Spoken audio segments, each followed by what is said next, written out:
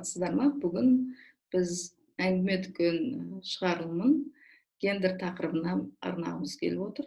Бүгін бізде және осы әңгіме дүкенімізге қатысушы Алтынай Қамбекова, феминитаның мүшесі, және мен Гүлзада Сержан, мен де феминитаның мүшесі. Бүгін өзімізше осы тақырыпты қазақ тілінде талдайық деп шештік.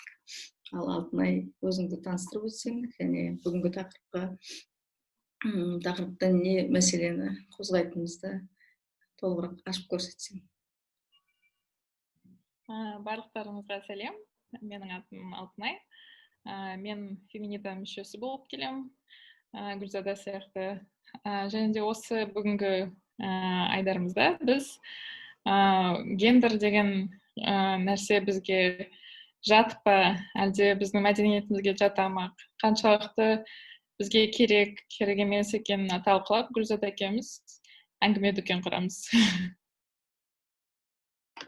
Бұл гендер деген нәрсені бізде қазақ тілді адамдар ғана емес, қазақстандық, орыс тілінде сөйлейтін біздің замандастарымыз бұл шет тілден келген түсініксіз бір термин, оның не керегі бар, оны ашып қалай түсінеміз деген сияқты бір сұрақтар туады. Сол сұрақтар туа келіп, қазір заң қабылдау органы, мәжілісте бір депутаттар бастама жасап, гендерлік теңдік деген түсінікті ерлер мен әйелдердің арасындағы теңдік деген сөзге айырмастырып, және гендерлік деген кейбір жерлерінде жыныстық деген сөзге айырмастырып, сондай заңға өзгеріс енгізуді ұсынып отыр екен.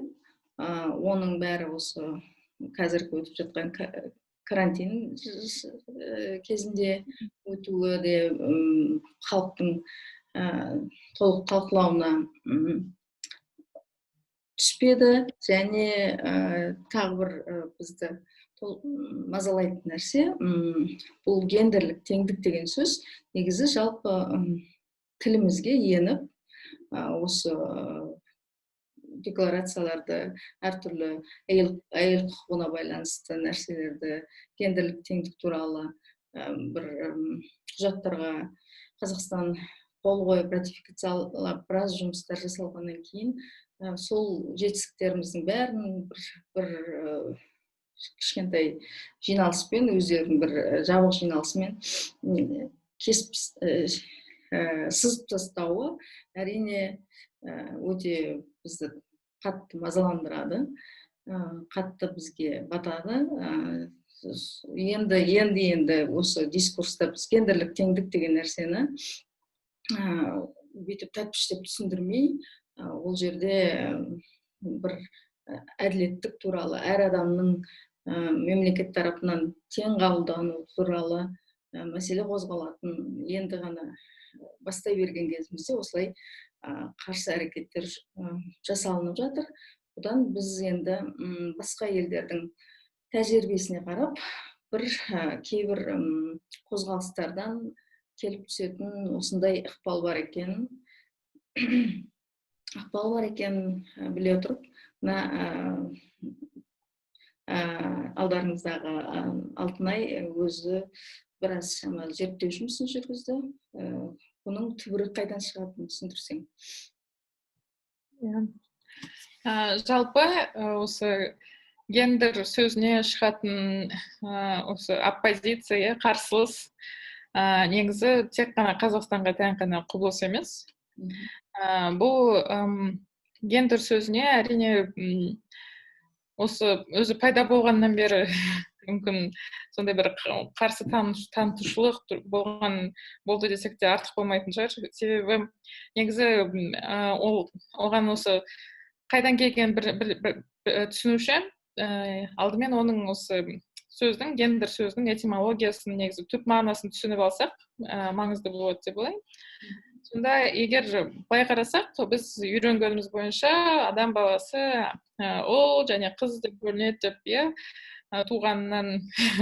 туғанда баяғы доғдырлар бір жеріне қарайды да, соны ол қыз деп жаза салады. Екі аяғының арасына қарайды да, бірден кім екенін біле қояды. Иә, ал оны ешкім қарап түсінген де жоқ, иә, бірақ та егер біз сонда негізі гендер сөзі ғылыми тұрғыдан, иә, заңды тұрғыдан бізге 70-ші жылдары келді, иә. Бұны феминистік ғалымдар, әйел ғалымдар алып шықты. Яғни бұл жердегі логиканың түп мағынасы ол жаңағы осы туғандағы баланы, мысалы үшін ұл немесе қызды бөлу одан кейінгі өміріне сәл келе бермейтіні, иә, көзге түсті бізге. Себебі біздің, мысалы үшін, мінез құлқымыз, өзімізді қалай ұстап тұратынымыз бәрі бұл қоғаммен барланған, иә. Мысалы үшін, бізді туа салышымызбен бізге қыздар осындай болу керек, ұлдар жыламайды, қыздар қызыл көйлек киеді, қызғылт көйлек киеді, қыздар қуыршақпен ойнайды, ал ұлдар машинамен ойнайды деген сияқты туғанымыздан бастап біз осы әртүрлі стереотиптерді, таптаурындарды, осы нормаларды естіп келе жатырмыз. Соны осы бізге естіліп, бізге құлағымызға құйылған нәрсені гендер деп атауды осы феминистік ғалымдар ұсынған. Оның сонда мағынасы не? Бұл дегеніміз ол жасанды түрде бізге келген нәрсе, иә. Яғни ешқайсымызда осы туа салғанымыздан, осы миымыздан, ойбай, мен ортамда мысалы үшін салақтап тұрған ештеңе жоқ, яғни мен қызғылт көйлек киюім керек деген біліммен ешқайсымыз туған жоқпыз, иә. Егер солай айтсақ. Яғни сондағысы бұл бәрі қоғаммен жасалған құбылыс екенін көрсету үшін осы гендер деген ұғымды біз енгізіп қабылдадық. Сондықтан бұл дегеніміз енді осы стереотиптер жаңағы айтқан, және де бұның екінші бір маңыздылығы, жаңағы осы стереотиптердің арқасында біз қандай кемсітушіліктерге тап болатынымызды көрсету үшін, иә. Мысалы үшін, осы стереотиптердің арқасында әйелдер математика саласында жаман, мысалы үшін, әйелдер машина айдауға болмайды деген неше түрлі стереотиптерге біз тап болдық.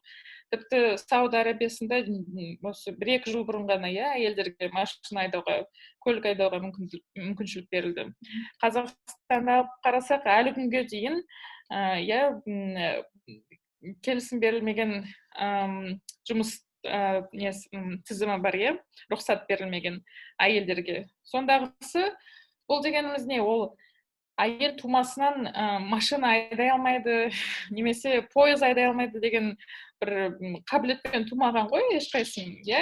Еркектер де мысалы үшін туа салысып, ойбай, мен пойыз айдай алатын деген қабілетпен тумайды. Осының бәрін көрсету үшін осы гендер деген біз ұғымды қабылдадық. Ал енді оған қарсылық неден шығады?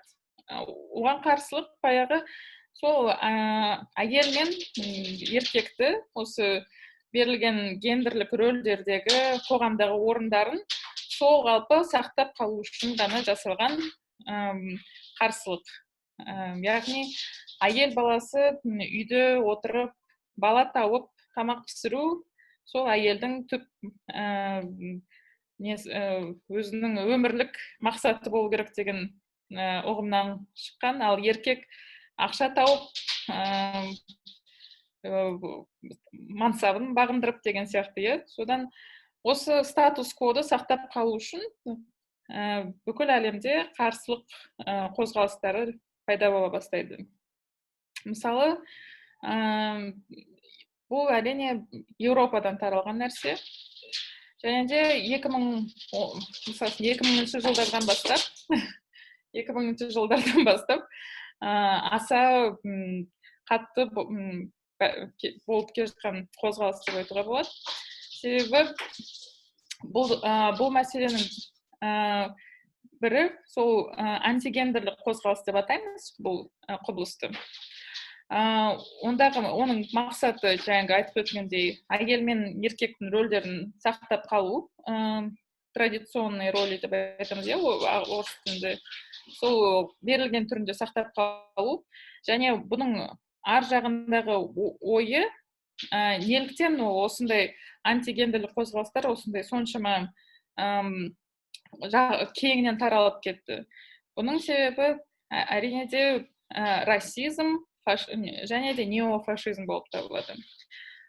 Өздеріміз білетіндей, 1970 жылдардан бастап, мысалы үшін Германияда мигранттардың бірінші, екінші толқыны болды. Мысалы үшін Түркиядан көп жұмыскерлер барып, сол жерге барып жұмыс істеді. Үшінші толқыны, мысалы үшін 2010 жылдары болды. Ол таяу шығыстағы соғыстардың негізінде көп адамдар миграцияға жүгінді. Сонда көптеген оң жақты партиялар, неофашистік партиялар, қозғалыстар өздерінің елдерінің тазалығын, қандарының тазалығын сақтап қалу үшін осындай антигендерлік дискурсты пайдалана бастайды. Сонда олардың айтуы бойынша біз әйел мен еркектің осы рөлдерін, оларды тек биологиялық жынысы бойынша анықтауымыз қажет. Олай істемесек, мына мигранттар, мұсылмандар көбінесе варварлар, адамдар келеді, біздің қанымызды құртады. Біз бәрімізді соны халық болып жоғаламыз жер бетінен. Сонда өзіміз көріп отырғандай, бұл дискурс 1940 жылдардағы Гитлердің дискурсымен бірдей, түк айырмашылығы жоқ. Ол жерде мысалы мынандай ғылыми дәлелденген нәрселер, мысалы әйелдер білім алған сайын туу жиілігі кемейіп береді. Сондықтан мына Еуропа елдерінде, соның ішінде жаңағы мигранттарды көп қабылдаған Германия елінде әйелдердің барлығы жоғарғы білімді болып келеді, олардың бәрінің жұмысы бар, өзін өзі қамтамасыз ете алады, және солар баланы туғанда әбден сараптап, саралап қана туады. Сол себепті оларда жаңағы туу дәрежесі кеміп кетті. Және саясаткерлер, мысалы Меркель жаңағыдай біз мигранттарды қабылдаймыз дегенде, немесе Түркиядан кезінде 70-ші жылдар қабылдағанда, кейін 10-ші жылдар қабылдағанда, олар сол жұмыс күші қажет екенін, экономикаға жұмыс күші қажет екенін адамдарды жаңағыдай түсіне қарай, түріне қарай бөлмей, мемлекет ретінде оларды жұмыс күші ретінде ғана шақырып, содан потенциалды көріп отты. Ал сөйтіп халқын түсіндіргісі келді, ал оны жаңағыдай жек көріп, олардың түр-түсін жек көріп тұрған расистік көзқарастағы адамдар бұған қарсы тұру үшін, онда біз әйелдерімізді өзіміз тудыруымыз керек. Ақ әйелдерді өзіміз тудыруымыз керек. Сол себепті гендерлік теңдік деген нәрседен құтылуымыз керек. Бір немісше сөз бар ғой, 3K деген. Астана, бала және сол негізде өзіміздің ақ әйелдерімізді тудыра білуіміз керек. Сол себепті бізге де гендерлік теңдік керек емес деген осындай бір бұл бәле бізге қайдан ғана келді, неге біз жаңағыдай, енді политиктер жаңағы саясаткерлер айтады ғой, енді егер де біз ол кісілерді қабылдамасақ, ертеңгі күні жұмыс істейтін адам таппай қаламыз. Айналайындар, мынау көшені кімге сыпыртамыз, бәрің сендердің білімді кереметсіңдер, ешқайсың көше сыпырғыларың келмейді, ешқайсың кір жуғыларың келмейді, ешқайсың жаңағы қара жұмыс сылақ істегілерің келмейді, бәрің отырып алып жаңағыдай ғылыми жұмыспен, жаңағыдай өнермен айналысқыларың келеді, немесе қыдырып жүргілерің келеді, жай ғана.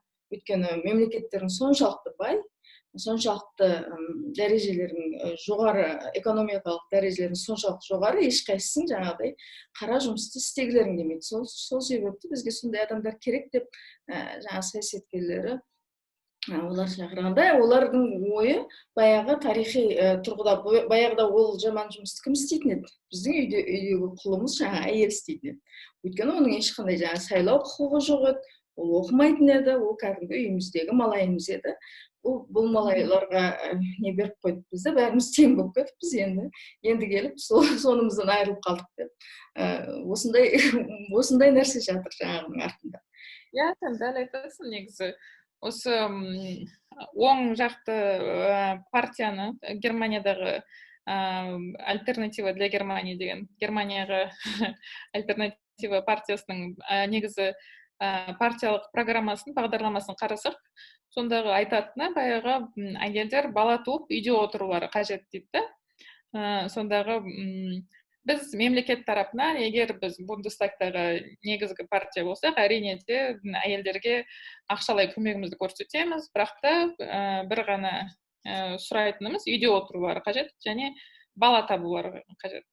Және де енді екінші жағынан білім беру саласындағы бағдарламасын қарасаң, онда көптеген, мысалы үшін, олар айтады, біз ақшамыздың мемлекеттік бюджеттің көбін енді біз орташа білімге беруіміз керек дейді.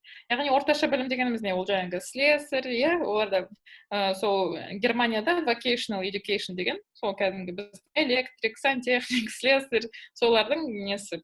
Ол әрине экономикаға жақсы, себебі қазіргі экономикада өте үлкен теңсіздік, халықтың бір жартысы мүлдем университетке түсе алмайды, енді екінші жартысы тек қана кішкентай ғана бөлігі жоғарғы оқу орнына түсе алғандықтан солар өздеріне капиталды жинай береді. Бірақ та бұның шынымен де арт жағында тұрғаны сол мигранттардан құтылу, немесе қалған мигранттарды одан арман эксплуатацияға ұшырату, және де ондағы эксплуатацияға ұшырайтыны әйел. Ал енді Қазақстанға келгенде біздің мемлекетіміз сол әйелдерге, үйде отыратын әйелдерге сондай қарап ойласақ, тіпті мүмкін жарайды, тек мүмкін бір әйелдер болатын шығар, үйде отырып, мен оқу орнына барғым түскім келмейді, жұмыс істемей-ақ қояйын, маған осы шынымен де бала табу маған өмірлік менің мақсатым, арманым деп айтатын болса да. Бірақ та қазір өзіміз көріп отырғандай көп балалы аналар сол жолды таңдаған. Неліктен көшеге шығып жатыр? Себебі мемлекет өзінің уәде берген міндеттерін орындамайды. Алдап кетті. Сол жағы, егер де жаңағыдай саясатқа көнетін болсақ, егер де бала туып қана үйде отырсаң, сен ардақты ана деген аталасың, сен ең қадірлі адам боласың.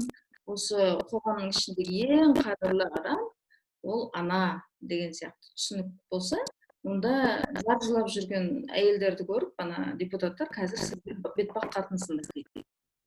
Сонда қай сөзіне сенейік жаңа депутаттардың? Бұлар ардақты ана ма, әлде бетпақ қатын ба? Кеше ғана солай айтып, шабаламалап бетпақ қатындар деп айтып, кейбір әйелдер жаңағыдай талып жатты. Сондықтан жаңағыдай оның бәрі әрине бұл саясаткерлер әртүрлі нәрселерді айта береді.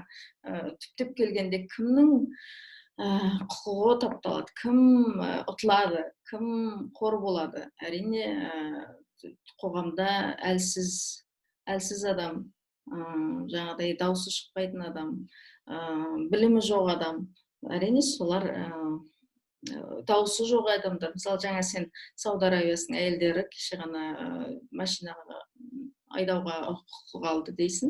Оның алдында ғана, олар жақында ғана жалпы дауыс беруге құқық алды ғой. Дауыс беруге олар 2019 жылы ма декабрінде алды. Сондай, бұл әйелдерді адам қатарына сонда осы біздің заманымызда енді азамат қатарына қосылып жатқан кездері біздің тұсымызда болып жатыр.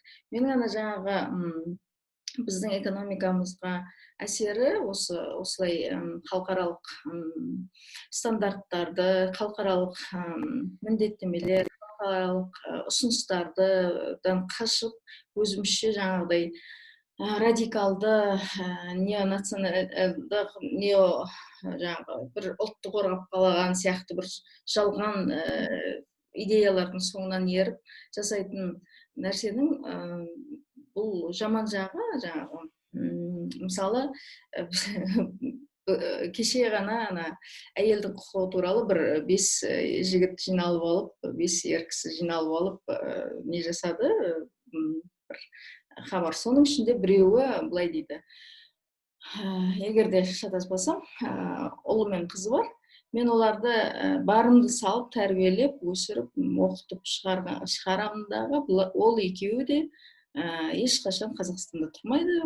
Оқытып, бағып қағымда жаңағы оларды шетелге кетіп, сол жақта өмір сүруге дайындап жатырмын. Өйткені бұл мына мемлекетке сеніп тұрған жоқ. Өзінің бала шағасын, енді ең жақсы көретін адамдарына, өзінің ең бауыр етіп балдарына тілеген тілегі сол болып тұрды. Бұл нәрсе маған таңғалған, мен оған таңғалып тұрған жоқпын. Ондай нәрсені бұрын да естігем. Ең бірінші таңғалған кезім бұрын бір лекция оқып жүрген кезімде сол студенттермен бірге сондай сөз болды да, мен жаңағы аудиторияда отырған 30-50 ма есімде жоқ, біршама студенттен сұрадым, жаңағыдай сіздер сондай бір шетелге кетіп қалу туралы. Менің ойымша жаңағы алдымда отырған 20-ның шамасындағы тепсе темір үзетін жастар отыр, ертеңгі күні экономикаға үлес қосатын кәдімгі біздің елдің азаматтары отыр ғой енді. Солардан сонда сендер шетелге кетуді қалайсыңдар ма десем, аудиторияның тең жартысынан көбі мен кетемін немесе кеткісі келетін көрсетіп қолдарын көтерген кезде ең бірінші таңғалған кезім сол болған. Соншалықты біздің жағдайымыз соншалықты мүшкіл ме деп сол кез орнығып, одан кейін де біраз естідім, жас адамдардың шетелге кетіп қалу деген ойы бар екені. Ол осындай әділетсіздіктен, жаңағыдай гендерлік теңдік сияқты, тағы да мысалы бейбіт шеруге шығу, тағысын тағы біз жасай алатын, істеуге болатын, жасап қойған заңды өзгерістер, осы уақытқа дейін жасалған немесе жасауға болатын нәрселерді жасалмағаны, сол жасауға кедергі келтіретін, жаңағы бұрынғы бір баяғыда бір қалып кеткен ойға бір жабысып, сол жерде қайтып келсек, сол жердегідей жаңағыдай 4 әйелім болса, қалың мал төлесем, сөйтіп те өмір сүрдік қой деген сияқты бір жалған басындағы бір тарихқа жабысып, сондай нәрсеге қалып кеткен нәрсені күнделікті көрген кезде таңғаласың. Соның өзі осы экономикамызда жаңағы жастарды сөйтіп шетелге, шетел дегені сол ақ Еуропа ғой енді айтып тұрғандар. Олар енді шетел дегенде бізге Қытайды айтып тұрған жоқ, олар Африканы айтып тұрған жоқ, Австралияны да айтып тұрған жоқ. Олар көбінесе сол жаңағы Европа, батыс Европасы және мүмкін Америка, Канада шығар. Ал енді ол елдердің жаңағы қара, біз сияқты шашы қара, терісі сәл қаралау адамдарға көзқарасын жаңағыдай, егерде көргілеріңіз келіп баратса, жаңағы альтернатива Германияның айтып атқан соң жан дауыстар шығып, біз сендер жек көреміз, келмеңдер деген айғайынан тыңдау көруге болады да, ол жерге қаншалықты сен барғың келіп тұр. Мен осы қазіргі жастарға жаңағыдай, мен шетелге кетем немесе шетелге барғым келеді дегендерге сәл ойланыңқырап қарау мүмкін.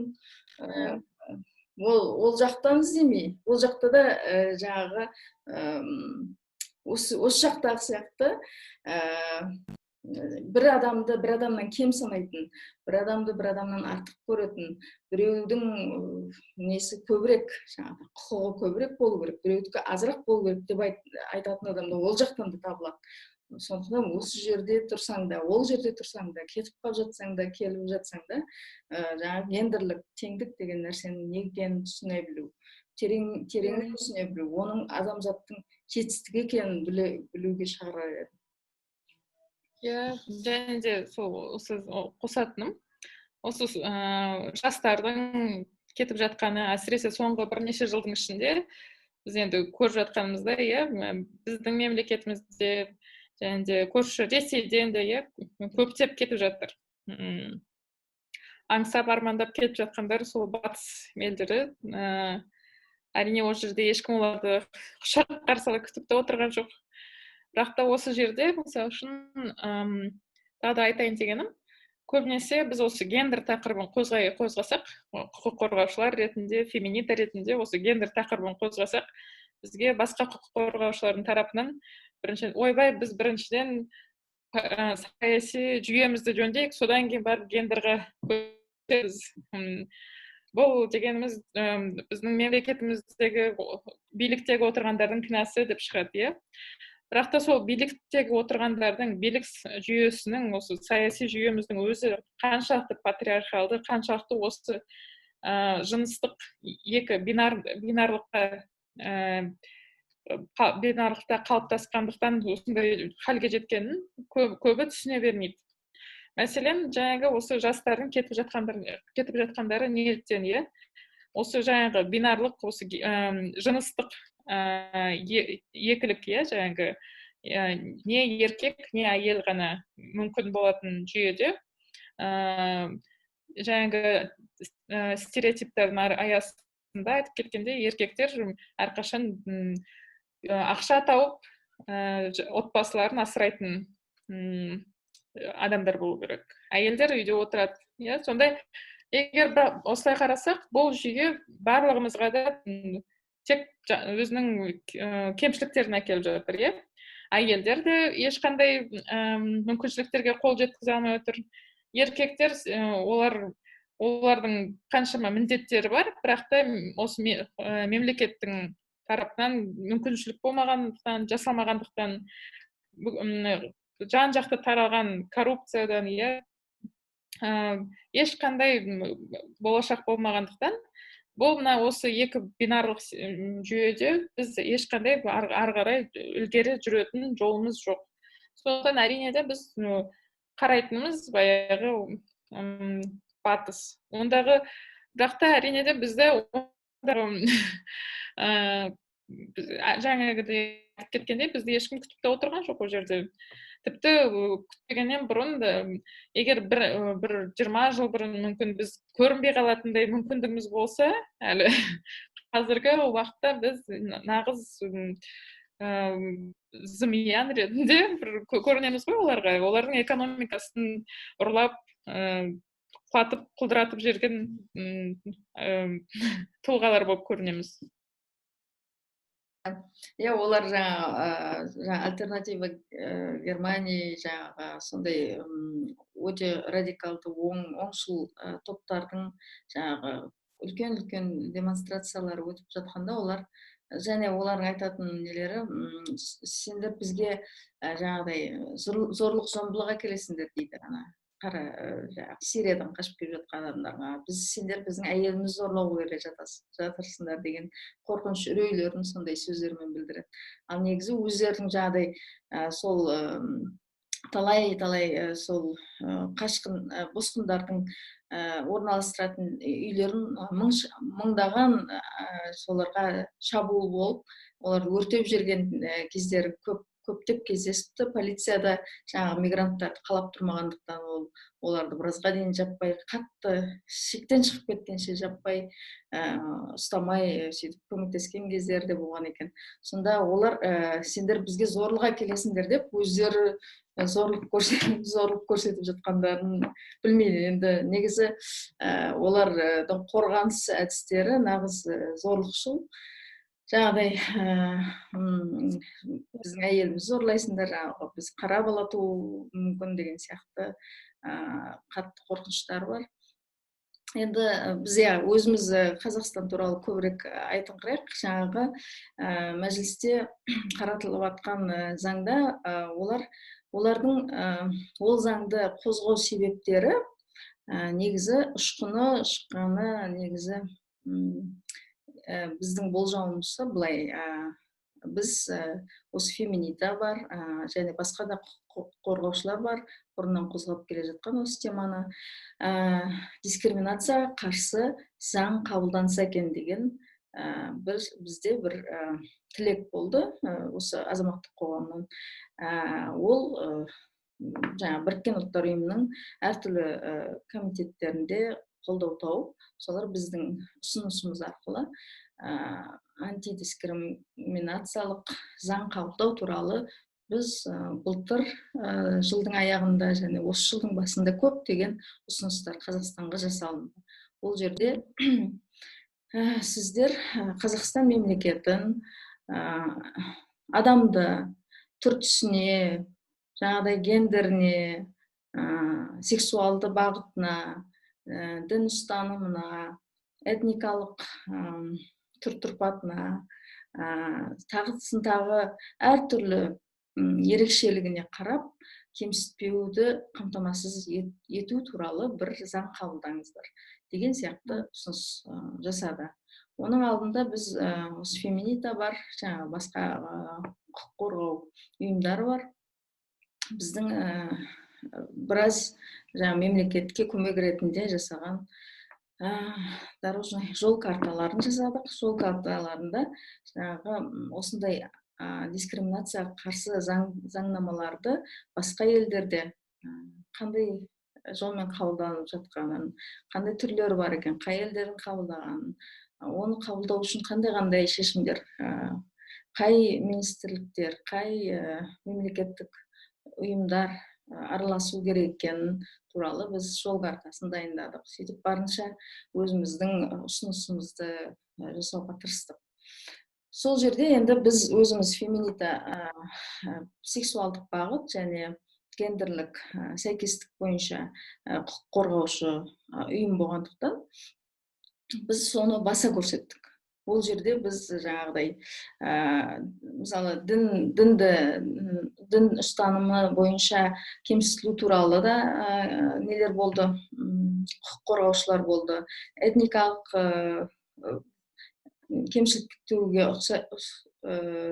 ұстанатын құқық қорғаушылар болды, бірақ олардың жаңағыдай қатты араласқан жоқ, жаңағы нелер жасау, баяндама жасауға. Біз енді өзіміздің компетенциямызға байланысты өзіміз сондай кейстер жинап, сондай құқық қорғау бойынша дискриминацияға ұшыратын осындай біздің сексуалдық бағыт бойынша және гендерлік сәйкестік бойынша мынандай кісілер кемсітіліп жатыр, соған байланысты осындай заң керек, бізге заңда шамалы бізді атап өту керек. Әйтпесе қоғамда ЛГБТ өкілдеріне деген өштестік бар, қастастық бар, өлтірем, қырам, жоям, ату керек деген сияқты сөздер екі күннің бірінде айтылып жатады.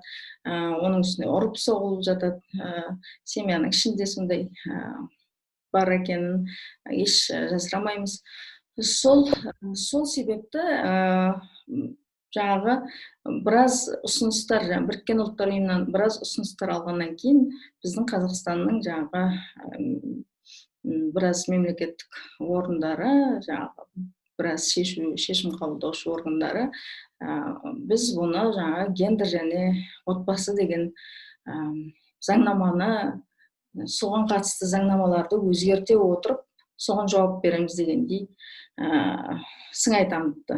Сөйте келе, енді осындағы тапқан шешімдері жаңағы оңшыл нацистердің жетегінде кетіп, жаңағы гендер деген сөзді мүлдем жойып, оның орнына жаңағы ер мен әйел деген сөзді қалдырамыз деп, тіпті біздің сұраған нәрсемізден керісінше, яғни ЛГБТ деген адамдарды мүлдем жоқ қылып тастау дегенді тек қана айту ғана қалды енді оларға.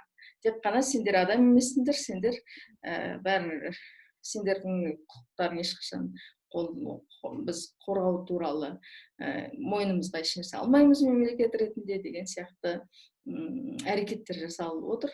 Сол себепті де біздің жаңағыдай қатты өкініп отырғанымыз сол. Оның үстіне мысалы этникалық жағдай бойынша бірнеше толқулар болып жатыр. Дін бойынша қаншама Қазақстанда біраз кризис жағдайлар болып отыр дін ұстанымы туралы.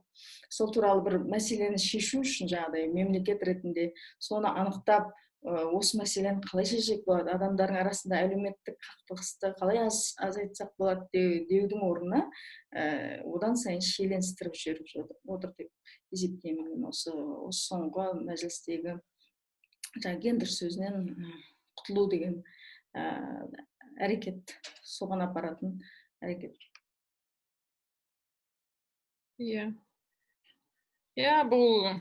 Бұл шара негізі гендер сөзінен құтылу дегеніміз ол әрине бір топты шығарып тастап, кемсітіп, осы бір Қазақстан халқының бір сондай бір көрінісін жасап, ал сол көріністен сол ЛГБТ қауымдастығын шығарып тастау арқылы бірегейліктің түрін жасаған бір нелер ғой,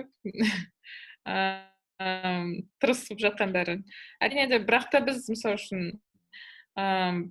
бізде толыққанды осы Қазақстанның азаматтары мен азаматшаларымыз толыққанды осы күнделікті салығымызды төлейміз. Сонда егер қазір мына гендер түсінігін алып тастасақ, егер онсыз да біздің кемсітушілікке толы заңнамамыз, онсыз да қазір қаншама халықты, әсіресе трансгендерлі адамдарды заңның шетінде ұстап отыр. Олар не толығымен медициналық қызметтер ала алмайды, не құжаттарын ауыстыра алмайды, сол жұмыс орнына немесе оқу орнына мүмкіншіліктері бөгеттелген. Сонда егер бұл деген бөліп қарауға бізге болмайды. Ондай біз жағдайда емеспіз, бүкіл халық ретінде. Қазіргі экономикалық, әлеуметтік дағдарыста тұрған кезімізде, әсіресе қазіргі коронавирустың аясында біздің ондай шамамыз жоқ өйтіп. Біреуді шеттетіп тастап, біреуді кіргізіп деген сияқты. Себебі бір нәрсені алып тастаған кезде бұл домино сияқты бүкіл қоғам құлап түседі. Ол дегеніміз не? Егер бір қоғамның бір бөлігі ғана осылай медициналық қызметтен бөгеттеліп дұрыс қызмет алмай отырған кезде, ол дегеніміз бүкіл қоғамдық денсаулық зардап шегеді деген сөз. Егер бір топ экономикаға қол жетімділігі болмай тұрған кезде, яғни бәріміз де бұдан зардап шегеміз деген сөз. Сондықтан қазір егер гендер дегенді алып тастасақ, онда бүкіл қоғамымыз қаншама этникалық топтармен, этностық топтармен, діни топтастықтармен тұрған үлкен осындай құрама көрпе сияқты қоғамымыз құлдырайды. Үлкен жаман нәтижелерге алып келуі мүмкін деп ойлаймын. Сол басында айтқандай, осы уақытқа дейін жасалынған біраз жаңағы гендерлік теңдік туралы нарратив шынында да келді Қазақстанға, ол қабылданды. Жаңағы мына көршілес біздің Ресейге қарағанда қарсылық, парламенттің ішінен жаңағыдай қатты қарсылық шығып, гендер сөзін бір құбыжық етіп көрсету, немесе Армения өзінің зерттеуім бойынша Арменияда жаңағы шіркеу, ол нарратив шіркеу арқылы келді ғой, жаңағы сол христиан және христианға жақын шіркеулер арқылы тарату жаңағы идеяны. Гендерді алып тастау керек, гендер деген бір құбыжық бар, соны алып тастасаң, онда барлық жаңағы сонымен біраз нәрсені шешіп тастаймыз деген өздерінше бір олар тактика ойлап тапты, жаңағы антигендер қозғалысы солай. оның ұштығы көп адамдарды бақытсыз етуге арналған. Жаңағы адамзаттың осы екінші дүниежүзілік соғыстан кейін біріккен ұлттар ұйымын құрып, біраз халықаралық құжаттар қабылдап, оның ішінде адамның әрбір азаматтың ешқандай белгісіне қарамай құқығы бұзылмаса, соны мемлекеттер жаңағыдай бір топты жаңағыдай түр-түсіне қарап қырып жіберу, түр-түсіне қарап жаңағы оқытпай қою, түр-түсіне қарап жұмыс істеткізбей қою деген сияқты нәрселер болмасын деп құрылған ұйымның берілген ұсыныстары, оны біз жаңа 90-шы жылдардан бастап жақсы қабылдай бастадық та, енді осы 30-шы жылы келгенде енді келіп жаңағыдай қайтадан мынау өткен ғасырдың 20-шы жылдары 30-шы жылдарға дейін кері шегеріп тастаудың ешқандай қажеттілігі жоқ. Сол заманда жаңағы ұлтшылдық, жаңағы фашизм деген нәрсе өзі сол жылдары қатты гүлдеген, осыдан 100 жыл бұрын қатты гүлдеген кез болды осы. Сөйтіп жаңағы бір халықты кемсіту, мысалы қазақ халқы, енді егер де мысалы қазақ халқы ойбай біз қанымызды сақтау керек деген сияқты сөздер бізде де толып жаңағыдай шектен шығып жатыр. Біз жаңағыдай қазақ қыздарын шетелге бермеу керек деген сияқты нәрселер. Оны мысалы кеше ғана мысалы Назипа Құлжанованың бір жазуында бар. Қазақ халқына біз бодан болып Ресейге тәуелді болып тұрған кезімізде оқуға тек қана ақша төлеп қана оқисаң оқи аласың, ал стипендия жаңағыдай тегін оқу деген тек орыс ұлттарына. Осындай дискриминация кеше ғана болды. Оны енді кейін Совет кеңес одағы келіп, ол жерде одан біз құтылдық. Енді сондай нәрсе болған, мысалы соны бізге не үшін істеді? Оны істеген себеп біз қазақ болғанымыз үшін, түріміз жаңағы бізді жаулап алушылардан түріміз басқа болған үшін сондай кемсіту жасалынды. Ондай нәрселер көп, оны енді сөйтіп тәтпіштеп түсіндірудің осы қажеті бар ма жоқ па? Жаңағы ғой енді гендер деген түр-түсіне қарап адамды мына адамды жаңағыдай адам ретінде есептеуімізге бола ма, болмай ма деген сияқты сұрақты қоюға болмайды. Гендерлік теңдік болу керек деген сөз жаңағы киім киісіне, өмірлік тәжірибесіне қарап, адамды кемсітпе. Жаңағы трансгендерлер егер де мысалы бір үстіне көйлек киіп, шашын ұзын, маникюрмен барып жұмысқа тұрамын десе, жаңағы Қайрат деген кісі. Сен мына Қайрат деген негізі сен шашың жаңағыдай қысқа болу керек, түрің жаңағы қазақ болу керек. Неге сен түрің мынандай? Сол себепті сені жұмысқа алмаймыз деп ешқашан оларды кәдімгі жалақы алып, жаңағы пенсиялық қорға төлейтіндей қылып, ешқашан жұмысқа тұра алмай ақ өтеді олар. Сол нәрсенің енді мысалы мемлекет ретінде ол нәрсені жаңағыдай еркектер мен әйелдерден тұратын мемлекет деп айтқан кездегі айтқылары келіп тұрғаны, бізде трансгендер адамдар жоқ, бізде интерсекс адамдар жоқ, бізде лесбияндар жоқ, бізде гейлер жоқ, біз тап-таза бір мөлдіреген бір қазақ халқымыз деген сияқты сөз айтқылары келіп тұр. Енді мөлдіреген қазақ па, мөлдіреген жаңағы орыс па, енді мөлдіреген қазақстандық халықпыз деп айтқылары келіп тұр. Негізі олай емес. Негізі біз әртүрлі адамдармыз, біреуіміздің бойымыз ұзын, біреуіміздің бойымыз қысқа, біреуіміз толықтауымыз, біреуіміз арықтауымыз. Енді қалай болғанда да осы Қазақстанның азаматымыз, және Қазақстанның азаматынан да басқа азаматтар бізде тұрып, осы жерде еңбектеніп, пәленбай жыл құжатсыз жүрген адамдар бар. Жаңағы трансгендерлер, оларда жаңағы құжатсыз жүрген мигранттар сияқты қатты мемлекет тарапынан дискриминация көрілетін. Оның ішінде жаңағы біздің алып келген ұсыныстың ішіндегі біреуі ол хирургиялық міндеттеуді жою. Ол адамды азаптауға жатады. Яғни сен егер де мына жаңа Қайрат деген кісі жұмысқа тұрғысы келсе, атын жаңағы Алина деп өзгерткісі келсе, онда мемлекет айтады, сен жаңағыда хирургиялық неден өтпейінше, біздің заңымыз солай, сен хирургиялық коррекция өтпейінше және стерилизация жасамайынша біз саған документ құжатты бермейміз. Сонда бір қағаздағы жазу үшін жаңағы адам хирургиялық неге жатып пышаққа түсу керек және стерилизация жасап ұрпағы болмау керек. Сондай біздің мемлекеттің өзінің жаңағы трансгендерлерге деген көзқарасы сондай, соншалықты зұлымдық, соншалықты қатыгездік білдіріп тұр. Енді сол нәрсені жой деген ұсынысқа келіп берген жауаптары гендерді алып тастайық. Сонда гендерді алып тастасақ, сонда трансгендер деген сөзде жоқ болып кетеді деген сияқты ой ғой енді. Жоқ, сондай оған қоса мені қызықтыратыны, сонда олар жарайды ал гендерді алып тастап, жыныстық өзгешелік деп енгізді делік, иә.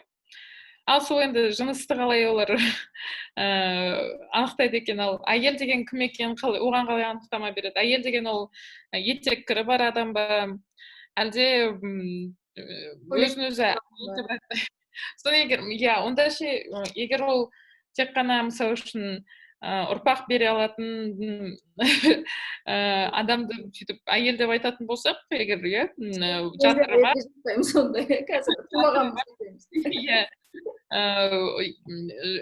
репродуктивті органдары сау, сондай адамды егер біз әйел деп қана айтатын болсақ, онда менопаузадағы немесе тіпті етектері жоқ адамдар, сонда олар әйелдер емес болады, сонда олар да мысалы үшін тіпті жарайды, егер мүмкін біреулер әлі де ойбай бізге трансгендерлік деген жат, ЛГБТ деген біздің қоғамымызға кірмейді деп әлі де сөйтіп сенетін адамдар болса, онда ше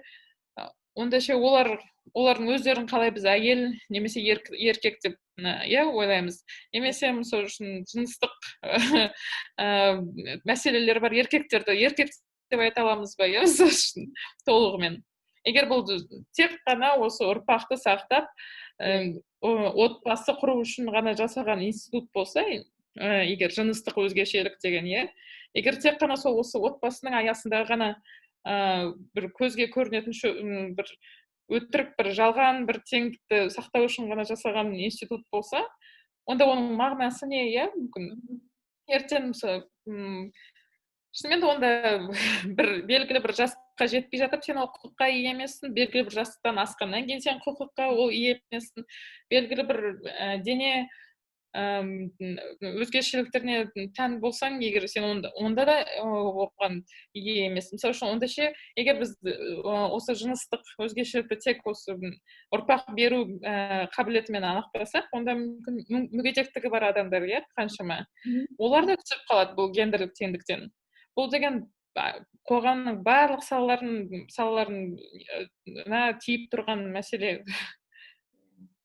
Жаңағы антидискриминациялық заңды қабылда дегенде, бір топты ұмытып кетіппін, мүгедектігі бар адамдар да кіру керек. Біздің қоғамымызда өте қатты дискриминацияға ұшырайтын адамдардың тобы әрине мүгедектігі бар, денсаулығы бойынша жаңағыдай мемлекет тарапынан, қоғам тарапынан қатты қысым көретін топтардың бірі сол. Сондықтан бізге негізі сол заң керек. Бізге антидискриминациялық заң керек. Бізге антигендерлік қозғалыс керек емес. Олар шатастырып алған сияқты. Енді осы егер де сенде бір қатты тағы да қосатын ой болса, қос. Жалпы біз қазір бір сағаттай сөйлеп қалдық. Енді осымен бітірсек те, немесе қорытынды сөзіңді айтасың ба? Енді егер осы қорытындылай келсек, жалпы құқықтық тараптан қарасақ, осы бағанадан бері Еуропадағы антигендерлік қозғалысты айтып келдік, осы өз еліміздегі антигендерлік талпыныстарды айтып келе жатырмыз. Осының бәрі өзің айтқандай, осы адам баласына құқық беру тұрғысынан қарама қайшы болып келеді, егер гендерді алып тастау. жалпы адамға жалпыға бірдей адам құқықтары декларациясы 1948 жылы өзіміз білетіндей еврейлердің геноцидынан кейін, зұлматынан кейін қабылданған құжат болып табылады. Бұл құжаттың басты мақсаты осындай алдағы кемсітушілікті, кез келген бір ерекшеліктің негізіндегі кемсітушілікті, шеттетушілікті жою болып табылған. Егер біз қазір осы гендер сөзін алып тастауға жол беретін болсақ өз елімізде, онда біз осы сол кездегі 40-шы жылдардағы нағыз фашистік заманға қайтадан оралуымыз әбден абзал. Дұрыс айтасың. Мен де қосыламын. Ал енді бізді тыңдағандардың назарына рахмет. Осымен бүгінгі әңгіме дүкенімізді жабайық. Рахмет саған, Алтынай. Өте бір маңызды әңгіме болды деп ойлаймын. Барлықтарыңызға сау болыңыз.